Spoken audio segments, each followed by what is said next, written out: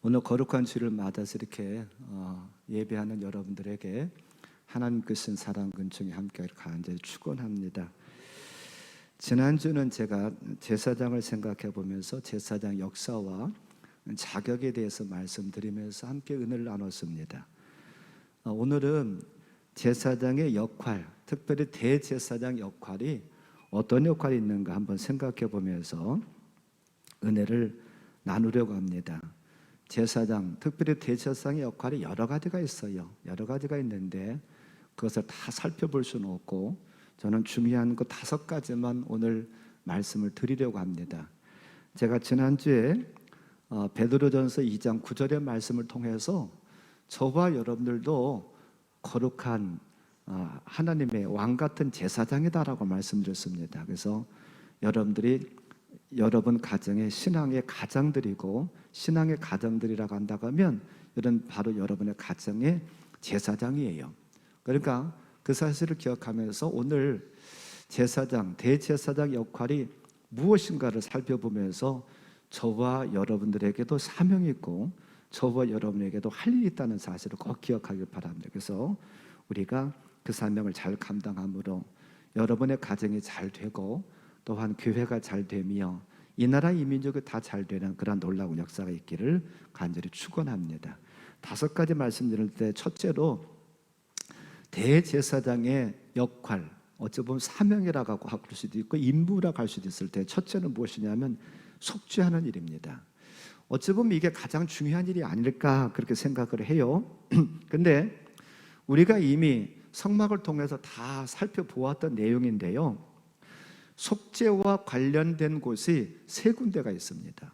첫째로는 번제단이에요. 두 번째로는 물두멍입니다. 세 번째로는 지성소입니다.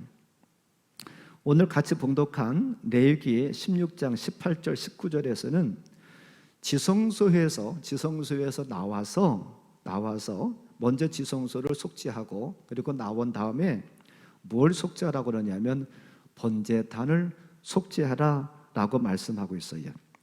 수송아지 피와 염소의 피를 번제단 뿔들에 바르고 또한 그 피를 번제단 위에다가 7번 뿌리라는 거예요. 그렇게 해서 이스라엘 백성들의 죄를 속죄하라 라고 말씀합니다. 이미 앞에서 다 생각해 보았던 것처럼 번제단은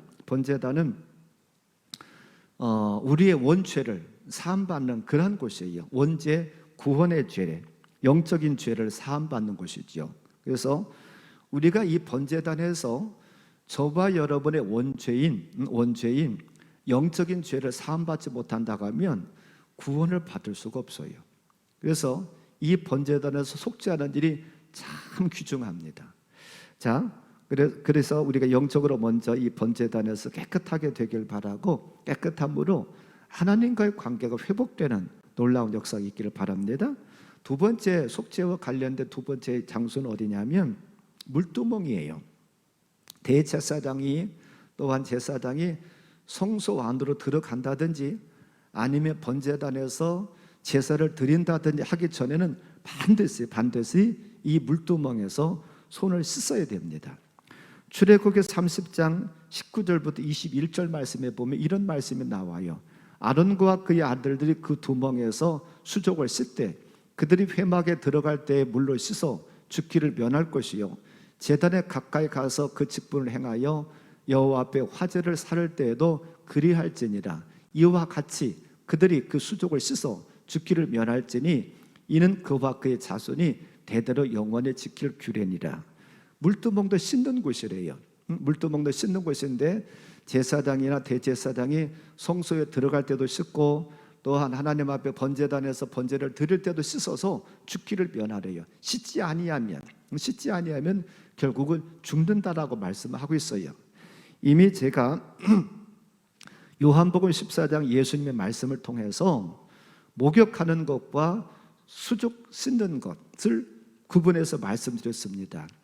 번제단은 마치도 우리가 목욕하는 것과 같은 곳이고 물두멍은 우리의 수족을 씻는 것과 마찬가지라고 우리가 요한복음 13장을 통해서 이미 말씀드렸었죠. 이 물두멍은 저와 여러분의 혼의 죄와 혹은 육의 죄를 사함받는 곳이에요. 자범죄입니다. 자범죄요. 번제단에서의 죄는 원죄라고 한다고 하면 이 물두멍에서의 죄는 우리가 스스로 지은 죄입니다. 때로는 알고도 짓고 때로는 모르고도 지었던 이런 죄, 여기에서 우리가 사함 받아야 돼요. 자, 그 다음에 세 번째로 어찌 보면 속죄 중에서 가장 중요한 속죄가 지성소의 속죄입니다. 그런데 이 지성소는 아무나 아무 때나 들어갈 수가 없어요. 하나님께서 정하신 자, 하나님께서 정하신 길만 들어갑니다. 그게 누구냐면 바로 대제사장이에요. 그리고 또한 아무 때나 들어갈 수 있는 것이 아니라 1년에 한 번만 들어갈 수가 있는데 그게 언제냐면 7월 10일입니다. 하나님께서 정하신, 그것도 사람이 정해가지고 내가 하나님 오늘 들어가고 싶으니까 오늘 들어갈게요가 아니라 하나님께서 7월 10일이라고 딱 정하셨어요. 레위기 23장 27절 28절에 보면 이런 말씀이 나옵니다. 일곱째 달 열흘날은 속죄일이니 너희는 성회를 열고 스스로 괴롭게 하며 여호와께 화제를 드리고 이 날에는 어떤 일도 하지 말 것은 너희를 위하여 너희 하나님 여호와 앞에 속죄할 속죄일이 되매니라. 자, 이 날이 바로 속죄일이래요. 7월 10일 날. 그런데 이 7월 10일 날은 원죄인 번제단과 또한 물두멍에서의 죄를 사함받던 것과 조금 다른 게 무엇이냐면 이 속죄일은요, 이스라엘 백성들 전부의 죄를 사함받는 날이에요.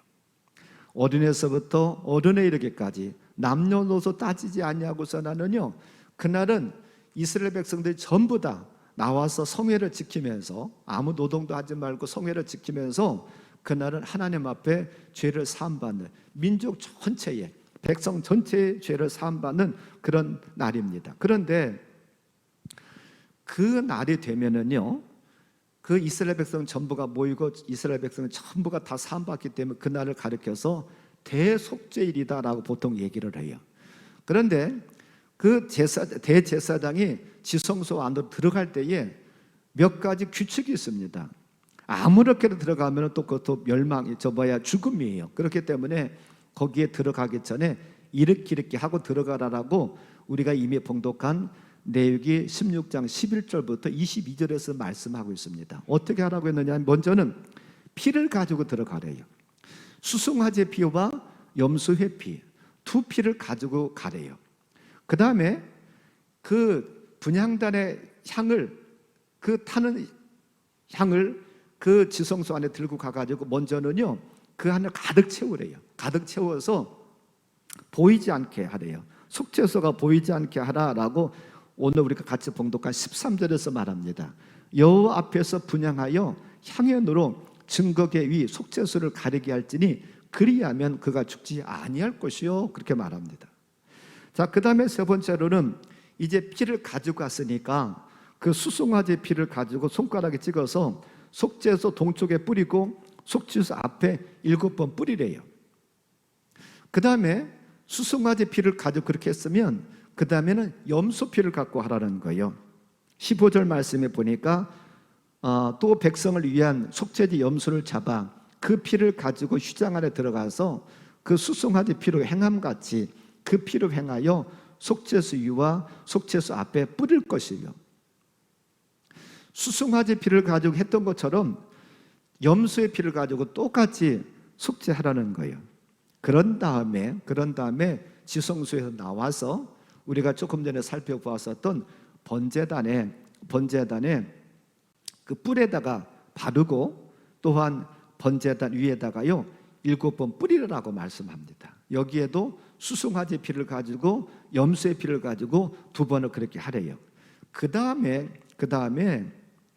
산 염소에다가 안수하래요. 그리고 그 염소에다가요 안수하면서 뭐라고 하느냐면 이스라엘 백성들의 죄를 다 고하래요. 이 대속죄일이 되면 염소를 2마리를 선택을 했습니다. 레위기 16장 8절부터 10절 말씀에 보면 이런 말씀이 나와요. 같이 볼까요? 2 염소를 위하여 제비 뽑되 한 제비는 여호와를 위하고 한 제비는 아세스를 위하여 할지며, 아론은 여호와를 위하여 제비 뽑은 염소를 속죄제로 드리고 아세사를 위하여 제비 뽑은 염소는 산채로 여호와 앞에 두었다가 그것으로 속죄하고 아세사를 위하여 광야로 보낼지니라. 아멘. 자, 속죄일이 되면은, 대속죄일이 되면은요, 염소를 2마리를 선택을 하래요. 한 마리는 뭐 하는데 쓰느냐 하면, 지성소 안에 염소 피를 가지고 들어가야 되잖아요. 그러니까 그것을 잡아서 피를 받아가지고 지성소에 들어가는 염소로 쓰고, 다른 한 마리는 어떻게 하라고 했느냐 하면 아세살 염소로 사용하래요. 이 아세살 염소라고 하는 것은 내보내는 염소, 그런 뜻을 가지고 있는데, 그 지성소를 다 속했고 또한 번제단까지 다 속하면 그 다음에 대제사장이 나머지 한 마리 양, 아세살의 양을 끌고 와가지고요, 그 머리 위에다가 안수하래요. 근데 어떤 안수냐면 이스라엘 백성들의 모든 죄를 다 고하는 안수, 그 염소에게 죄를 전갈시키는 안수를 하래요. 하나님, 우리 이스라엘 백성들이 하나님을 원망하고 불평하고 하나님을 제대로 섬기지 못했습니다. 이방신을 섬겼습니다. 이런 죄를 저질렀습니다. 우리가 간음하는 죄를 저질렀습니다. 도둑질하는 죄를 저질렀습니다. 또한 같은 형제를 미워하는 죄 저질렀습니다. 어떤 죄든지 간에요, 그 염소 머리에다가 대제사장이 안수하면서 다 고하래요. 그리고 내게 가지고 있었던 모든 죄를 그 염소에게 다 전가시키래요. 그런 다음에 염소를 가지고 나가는데 어디로 나가느냐 하면 광야로 나가래요. 조금 전에 박재영 집사님이 찬양하면서 광야 얘기 나왔잖아요. 외롭고 아무것도 없는 곳, 그런 곳에, 그런 데다가요 염소를 풀어놓으라는 거예요. 물도 없고 뜯어먹을 풀도 없는 곳. 그래서 염소는 거기다 광야로 내보내지면 그 내보내진 그 염소가 먹을 것을 찾기 위해서 물을 찾고 풀을 찾다가 결국은 찾지 못하고 굶어 죽어요. 그러면 이스라엘 백성들은 내 죄를 염소가 짊어지고 갔는데 그 염소가 죽음으로 내 모든 죄는 죽었다, 그런 생각을 합니다. 그런데 이런 일을 매년마다 했어요. 이런 아세살의 양, 그리고 지성소를 속하고 아세살의 양을 광야로 보내는 것을 매년마다 한 번씩 해야 돼요. 왜 그러냐면 짐승의 피는, 지난주에도 제가 말씀드린 것처럼 짐승의 피는, 그게 송아지의 피든 혹은 염소의 피든 간에 짐승의 피는 죄를 덮는 역할을 합니다. 그렇기 때문에 덮는 역할이기 때문에 아주 없어지는 것이 아니기 때문에 계속해야 돼요. 그런데 예수님의 피는 씻는 거예요. 예수님의 피는 저와 여러분의 죄를 씻습니다. 그렇기 때문에 예수님께서 2000년 전에 골고다 언덕에서 십자가 지시고 죽으심으로 말미암아, 한번 거기서 죽으시고 한번 피를 흘리심으로 말미암아서 온 인류의 죄를, 예수님 당시의 죄뿐만 아니라 예수님 이후에 이 인류가 멸망하고 예수님께 다시 재림하시는 그날까지 있는 모든 사람들의 죄를 다 사함받을 수 있다는 거예요. 그래서 우리가 같이 보았던 히브리서 9장 11절 12절에서 다시 한번 보게 됩니다. 이 말이에요. 아까 보았던 히브리서 9장 11절 12절 같이 한번 읽어보죠. 그리스도께서는 장래 좋은 일의 대제사장으로 오사 손으로 짓지 아니한 것 곧 이 창조에 속하지 아니한 더 크고 온전한 장막으로 말미암아 염소와 송아지의 피로 하지 아니하고 오직 자기의 피로 영원한 속죄를 이루사 단번에 성소에 들어가셨느니라. 염소와 송아지의 대속죄일날 쓰임받았던 것이 수송아지와 염소를 매년마다 해야 됐어요. 그런데 예수님께 이 땅에 오셔서 누구의 피로요? 자기의 피로, 예수님의 피로 단번에 성소에 들어가셨다는 거예요. 예수님의 피로 한번 흘리심으로 말미암아, 예수님이 한번 피를 흘리면 인류의 모든 죄를 다 사함받을 수 있으니까, 다 씻어주시는 것이니까 더 예수님께서 피를 또 흘리실 필요가 없고 한 번 흘리시는 것으로 족하다가는 거예요. 대제사장은 지성소의 속죄를 통해서 이스라엘 백성들을 성결케 해야 될 임무가 있었습니다. 이스라엘 백성들과 죄와 분리시켜야 될 그런 임무가 있었어요. 이것이 대제사장 역할 중에서 가장 중요한 역할입니다. 자, 그러면 저와 여러분들은 어떻게 해야 되나요? 우리가 이미 지난주에 살펴본 것처럼 우리는 왕같은 제사장입니다.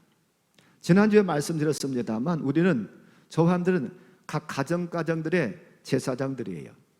또 저 같은 경우는 이 교회의 제사장이라고 얘기할 수가 있어요. 그러면 우리가 먼저 성결해야 됩니다. 우리가 먼저 하나님 앞에 우리의 모든 죄를 내놓고 사함받아야 돼요. 누구든지 예수님의 이름을 부르기만 하면 구원받는다고 하셨고, 누구든지 예수님을 찾기만 하면 용서해 주시겠다 약속하셨어요. 예수님께 우리의 죄를 내놓기를 바랍니다. 그래서 저의 죄를 속하기를 바랍니다. 사함받기로 합니다. 거기에서 머무르지 말고 이제 저와 여러분들이 가정의 제사장으로서, 교회의 제사장으로서 어떤 역할을 해야 되느냐면 내 품 안에 있는, 내 영역에 있는 그들도 죄를 멀리하게 해야 될 역할이 있어요. 그래서 여러분의 가정의 가족들, 식구들, 그들의 죄와 분리시키는, 죄와 이별시키는 역할을 여러분들이 해야 됩니다. 그런 사명이 저와 여러분에게 있다는 사실을 기억하면서 대제사장이 이스라엘 백성들의 죄를 사했던 것처럼 저와 여러분들 그런 사명을 잘 감당하기를 주님의 이름으로 간절히 축원합니다. 자, 두 번째, 대제사장의 역할, 사명 두 번째로는요, 말씀을 가르치는 일이에요.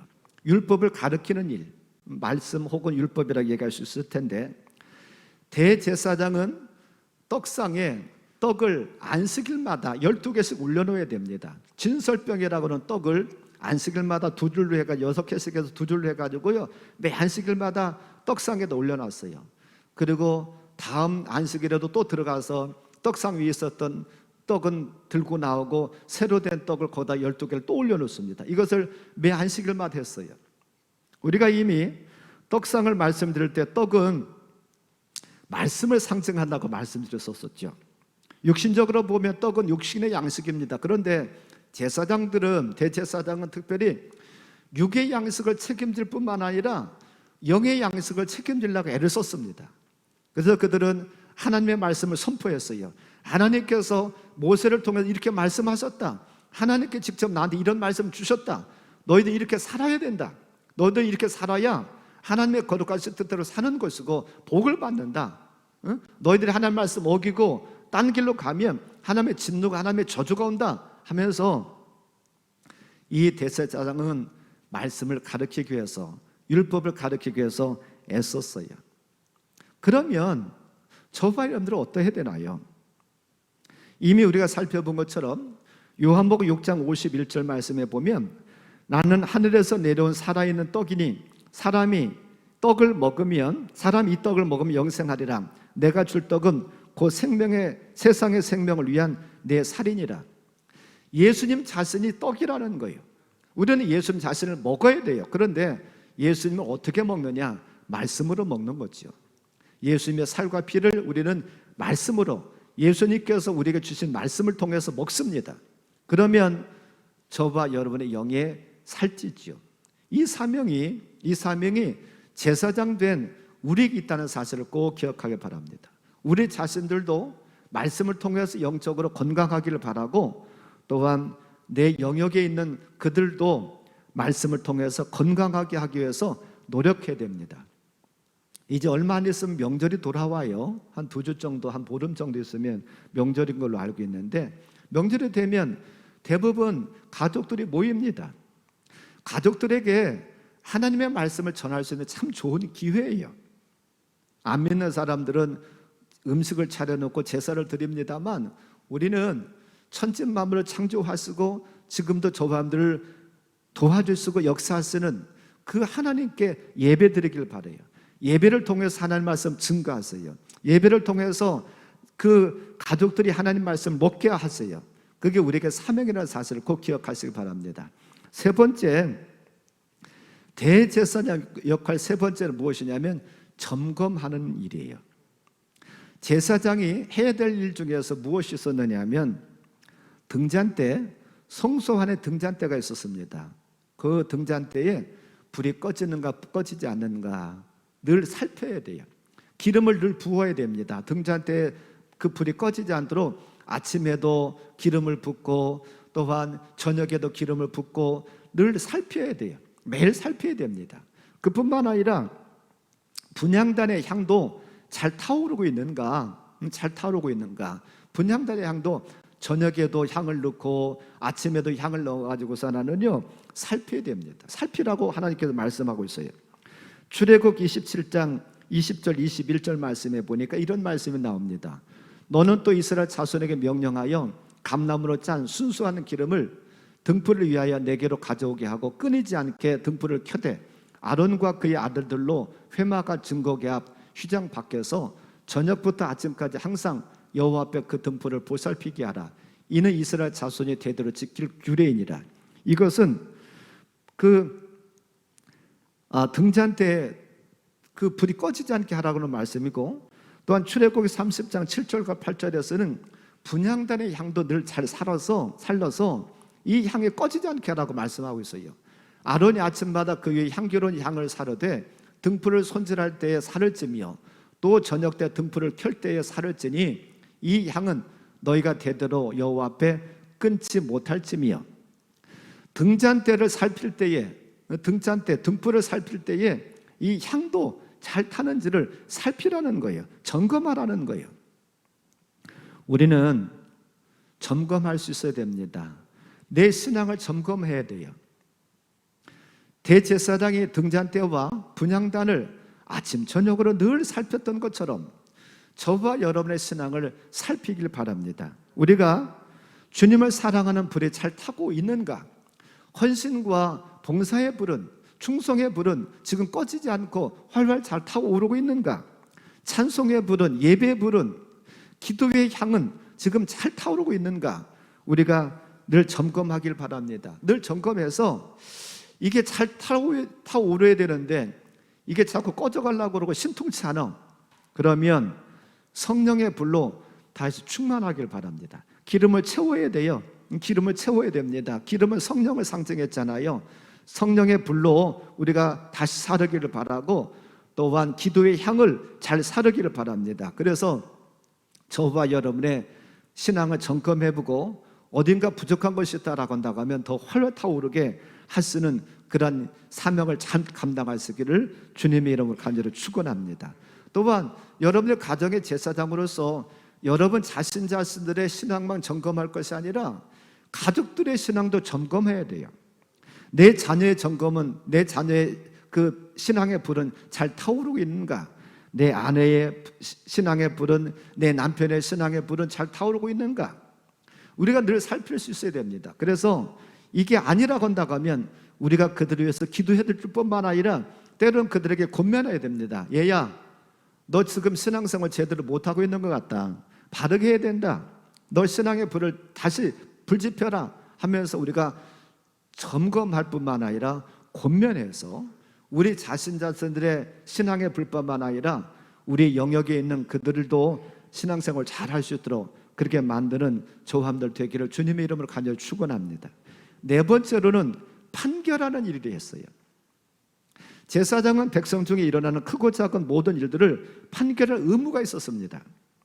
신명기 21장 5절 말씀에 보면 레위 자손 제사장들도 그리로 갈지니 그들은 내 하나님 여호와께서 택하사 자기를 섬기게 하시며 또 여호와의 이름으로 축복하게 하신 자라. 모든 소송과, 여기에 보니까 모든 소송과 모든 투쟁이 그들의 말대로 판결될 것이니라. 제사장이 이스라엘 백성들의 크고 작은 소송의 문제를 판결하라는 거예요. 또한 출애굽 28장 30절에 보면 이런 말씀이 나옵니다. 너는 우림과 둠밈을 판결 흉패 안에 넣어 아론이 여호와 앞에 들어갈 때에 그의 가슴에 붙이게 하라. 아론은 여호와 앞에서 이스라엘 자손의 흉패를 항상 그의 가슴에 붙일지니라. 여기에 보면 우리가 지금 조금 생소한 단어가 몇 개가 나와요. 우림과 둠밈이 나오고 판결 흉패가 나와요. 이것은 제가 다음 주에 제사장의 의복을 할 때 거기서 더 자세하게 말씀드리겠어요. 그림을 보면서 더 자세하게 말씀을 드릴 텐데, 이 제사장에게 그 의무이면서도 특권이 무엇이냐면 판결 흉패가 있어요. 근데 지금 아론에게 뭐라고 말씀하시느냐 하면 여호와 앞에 들어갈 때에 이 판결 흉패를 같이 붙이고 들어가라는 거예요. 이 판결 흉패 안에 우림과 둠밈이 있어서 하나님께 묻는 것입니다. 하나님, 지금 이런 소송이 벌어졌는데 누가 옳은 것입니까? 우리는 잘 모를 때가 있잖아요. 하나님께 지혜를 구하는 거예요. 하나님, 누가 옳은 거예요? 누가 죄를 지은 것입니까? 누가 지금 누명을 쓰고 있는 것입니까? 하나님의 뜻이 무엇입니까? 하나님께 우리를 통해서 무엇을 하기를 원하십니까? 하나님 앞에 이 판결 흉패를 가지고 들어가서 하나님 앞에 묻는 거예요. 그러면 하나님께서 이 제사장한테 알려주시죠. 그러면 야, 아무개가 옳다, 아무개는 그러다 하면서 이렇게 판결해요. 민수기 27장 22절에도 비슷한 말씀이 나오는데요, 이런 말씀이 나와요. 그는 제사장 엘르아살 앞에 설 것이요, 엘르아살은 그를 위하여 우림의 판결로서 여호와 앞에 물을 것이며, 그가 온 이스라엘 자손 곧 온 회중은 엘르아살의 말을 따라 나가며 들어올 것이니라. 이 말씀은 어떤 말씀이냐면, 모세가 죽음을 앞에 두고서 나는요, 그의 후계자 여호수아를 세우는 말씀이에요. 그런데 여호수아를 위해서 제사장 엘르아살이 항상 물으라는 거예요. 여호수아가 어떻게 살아가는 것이, 어떻게 이스라엘 백성들 지도하는 것이 옳은 것인가, 이 엘르아살을 통해서, 엘르아살 제사장을 통해서 하나님 앞에 물으래요. 이 제사장은 자신의 의지대로, 자신의 경험으로, 자신의 배움으로 판결하는 것이 아니라 하나님께서 일러주시는 대로 판결 흉패를 통해서, 우림과 둠밈이라고 하는 판결 흉패를 통해서 일러주시는 대로 판결하는 거예요. 일러주시는 대로 이스라엘 백성들 선포하는 거예요. 대제사장은 우림과 둠밈으로 백성들 사이에서 일어난 것을 판결했습니다. 범죄자를 가려내고 재판해요. 정의와 불의를 가려냅니다. 억울한 자가 없도록 합니다. 알곡과 가라지를 구별해요. 하나님의 뜻이 무엇인가, 하나님께서 무엇을 원하시는가를 묻습니다. 우리도, 저와 여러분들도 영적인 분별력이 있어야 됩니다. 그러기 위해서는 우리가 하나님의 뜻을 물어야 돼요. 하나님께서 무엇을 원하시는지, 하나님께서 저와 여러분을 통해서 어떤 것을 이루기를 원하시는지 우리가 하나님 앞에 물어야 됩니다. 그렇기 때문에 우리는 기도하지 아니할 수가 없어요. 우리가 하나님 앞에 자꾸 묻기를 바랍니다. 그래야 실수하지 않아요. 하나님 앞에 묻지 아니하면 인간의 생각들, 인간의 방법대로 하다 보면 우리가 잘못 판결하고 잘못 판단할 수가 있어요. 우리가 하나님 앞에 늘 물으세요. 하나님, 어떤 것이 옳은 것입니까? 하나님, 어떻게 살아가야 됩니까? 이것을 어떻게 해결해야 됩니까? 하나님 앞에 늘 내놓고 묻기를 바랍니다. 그러기 위해서는 우리가 기도하지 아니할 수가 없죠. 기도로 묻기를 바라요. 하나님, 하나님께서 어떻게 해야 됩니까? 이거 어떻게 됩니까? 이런 막다른 골목 같은 이것을 만났는데, 광야와 같은 그런 시험을 만났는데 이걸 어떻게 해결해야 됩니까? 내 방법으로, 내 경험으로 하지 않게 하시고 하나님께 일러주시는 대로 하게 해주세요. 우리가 항상 하나님께 묻기를 바랍니다. 마지막 5번째로 대제사장의 역할, 대제사장의 사명이 무엇이냐면 축복하는 거예요. 민수기 6장 22절부터 27절에 보면 이런 말씀이 나옵니다. 여기 참 중요하기도 하고 우리가 참 너무나도 듣기 좋은 말씀이기 때문에 같이 한번 읽어보겠습니다. 여호와께서 모세에게 말씀하여 이르시되 아론과 그의 아들들에게 말하 이르기를 너희는 이스라엘 자손을 위하여 이렇게 축복하여 이르되 여호와는 내게 복을 주시고 너를 지키시기를 원하며 여호와는 그의 얼굴을 내게 비추사 은혜 베푸시기를 원하며 여호와는 그 얼굴을 내게로 향하여 드사 평강 주시기를 원하노라 할지니라 하라. 그들은 이같이 내 이름으로 이스라엘 자손에게 축복할지니 내가 그들에게 복을 주리라. 아멘. 여기 지금 아론과 그의 아들들이 누굽니까? 제사장이에요. 대제사장입니다. 제가 지난주에 대제사장의 역사를 말씀드릴 때에 첫 번째 대제사장이 아론이라고 분명히 말씀드렸습니다. 여기 지금 23절에서 말씀하고 있는 아론과 그의 아들들은 제사장과 대제사장을 말하고 있어요. 그들이 어떻게 하라고 했느냐 하면 이스라엘 백성들도 축복하래요. 여호와는 내게 복을 주시기를 원하고 너를 지키시기를 원하며 여호와께서는 그의 얼굴을 참으로 너희들에게 비추기를 원하신다라고 그렇게 여호와 이름을 통해서 그들에게 축복하래요. 그러면 하나님께서 그 대제사장이 축복한 대로 하나님께서 복을 주시겠다라고 27절에서 말하고 있어요.